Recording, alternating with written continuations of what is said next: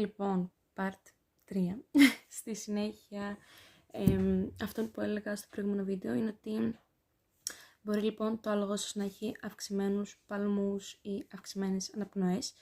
Βέβαια θα ήταν καλό να ψάξετε στο ίντερνετ, γιατί οι αναπνοές και οι παλμοί αλλάζουν κατά την ηλικία που έχει το άλογο. Δηλαδή ένα πουλαράκι έχει πολύ αυξημένους παλμούς από μόνο του και αυξημένες αναπνοές, ενώ ένα ενήλικο άλογο έχει πολύ πιο χαμηλούς παλμούς. Το ίδιο ισχύει και στα γαϊδουράκια και στα μουλάρια. Είναι διαφορετικοί πάλι οι παλμοί και οι αναπνοές τους από τα άλογα. Οπότε ανάλογα το τι είδους υποειδές έχετε, καλό θα ήταν να το ψάξετε στο ίντερνετ, γιατί υπάρχει πολλή γνώση. Λοιπόν, τώρα έχω μπει στο ίντερνετ για να σας διευκολύνω. Λέει λοιπόν ότι για ένα ενήλικο άλογο η φυσιολογική παλμή του θα πρέπει να είναι από γύρω στους 28 με 48 το λεπτό.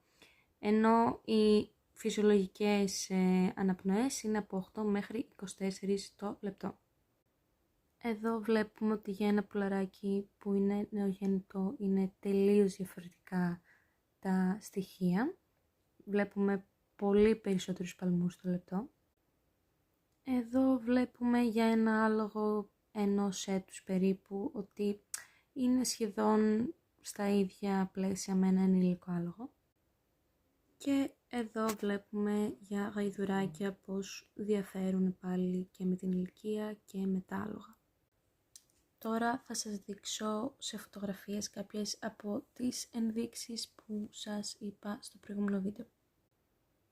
Λοιπόν, εδώ βλέπουμε άλογα τα οποία καλύτερο να κοιτάξετε τις δύο πρώτες φωτογραφίες, γιατί αυτό είναι μια κίνηση στην εκπαίδευση τέλος πάντων που κάνουν.